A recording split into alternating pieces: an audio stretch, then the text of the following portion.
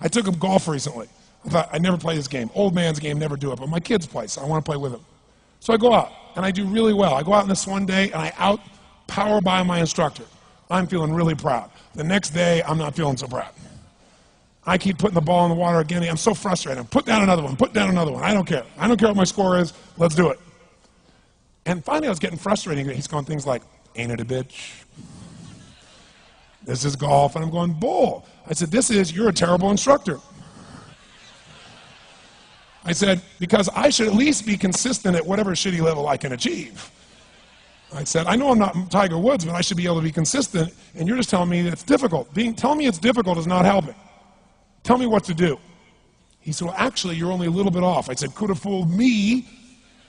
He said, no, you're about a millimeter or two off. I said, you're joking. He said, no, watch this. He said, I didn't teach you this yet. He said, when you approach the ball like this, he said, if you change the angle that you're attacking this just 1 or 2 millimeters, in the very beginning, do you see how that changes the arc?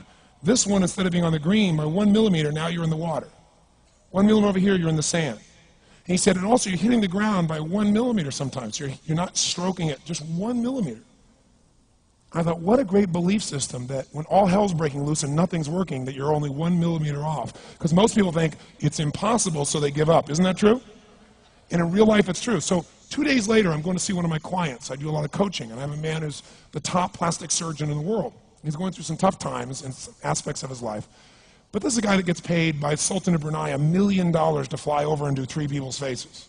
He is the #1 plastic surgeon in the world. He can make anyone who's ugly look spectacularly beautiful. He showed me pictures of a woman who's 84 years old. He made her look 40 and gorgeous, no exaggeration. But you know what? I'm waiting for him in his office, and he's still in surgery. So he's got a new book he's creating to teach other surgeons around the world. And I'm going through it, and it's got pictures of, you know, the top 100 supposedly most beautiful women in the world's faces. And then men. I wasn't paying attention to that one. I just kept turning the pages, right? But I noticed something. He's got all these measurements. And he has mathematically calculated what it takes to make someone look gorgeous, man or woman. And it's a few millimeters. Interesting. For example, on a woman, the distance between the top part of your lip and your nose, this little distance, the measurement of that, if you're beautiful, gorgeous, is the same size as your eye. If it's 1 millimeter more, you have an average face. If it's 2 millimeters more, you are butt ugly. Okay. The difference between butt ugly and gorgeous is 2 millimeters. He's got about a dozen of these little 1 or 2 millimeter changes he makes, and it's a different person. It is unbelievable. So a very powerful belief to leave today with would be, nothing's working, I'm 1 millimeter away. What little thing got to change, and when I do, it changes everything. Because I'm heading this direction, I make this little shift. You take that out an hour from now, a day from now, a week from now, a month from now, you have a totally different destination from that direction. But the 1 millimeter change, I'll show you one of them right now. Check this out. Stay in the state of certainty. Some of you lost it. Intensify it, whatever it takes. Make your move. Come on. Make your move. Say yes. Say yes. Say yes. Say yes. Now feel that in your body. Don't let go of it. Now watch. Here's the difference between being certain and being uncertain. Did you see that? Certain, uncertain. See if you can find that little spot between the two, where you drop just a little bit of your chest, and you feel it drop, and come back up, and drop it. How many can feel that difference between where you really feel it, now intensify it, and where you dropped it? Is it a tiny difference, yes or no? Yes or no? Now, could you condition yourself to feel great in this state? Yes or no? So what I want you to do is give yourself that opportunity. So the way we're going to do is very simple. We're going to go in a peak state. And then we're going to train ourselves. Because guess what? If you're in this state of certainty, and all hell's breaking loose in your life, people can't figure out to go, move, I'll handle it. People go, he's so lucky, he's so confident. No. Here's what I've created for my life, and anyone I know succeeded. I'm a 17-year-old kid from Azusa, California, with no real education other than self-education, with no background, with parents that did their best, all of them, with no money, but I did one thing. I loved people, and I had an enormous demand I made upon myself, and I sculpted my mind and my emotions to get me to do whatever it would take to achieve and to contribute. But to do that, I did it by using my body and changing my focus. I did it by putting myself in a peak physiology and using what I call incantations. Can you train yourself to believe something, yes or no? Absolutely. How many of you ever made the fatal mistake of going to Disneyland or Disney World, and while you're there made the fatal mistake of going to a ride called It's a Small World After All? What happens for about a week after you're out of that damn place?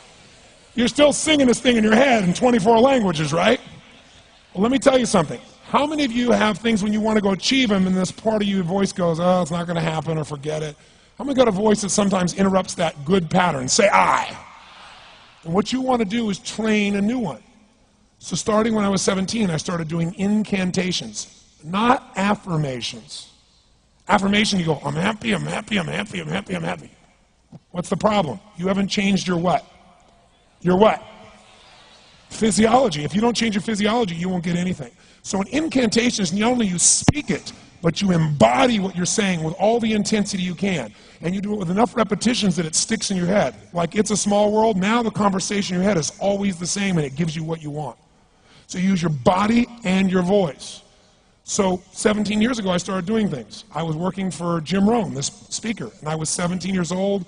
I had long hair, minestrone soup, acne on my face. And I was trying to call on Bear Stearns type of people and convince them why they should go to this man's seminar and be more successful. I was driving a 1968 Volkswagen that I had earned at $40 a week as a janitor. The only way I did it was park far from the building and then go in, and I love people and I believe, but I put myself in state and I was able to influence people that were far more successful than I was at the time.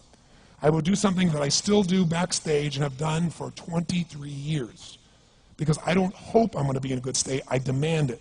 So I do an incantation using my whole body. I'd say, I now command my subconscious mind to direct me in helping as many people as possible alive today to better their lives by giving me the strength, the emotion, the persuasion, the humor, the brevity, whatever it takes to show these people and get these people to change their lives now. And I would do that literally driving in my Volkswagen to a meeting in LA on the freeway for 40 minutes. People are looking at me, I'm screaming at the top of my lungs. They're going, I know he's a serial killer, I know he is.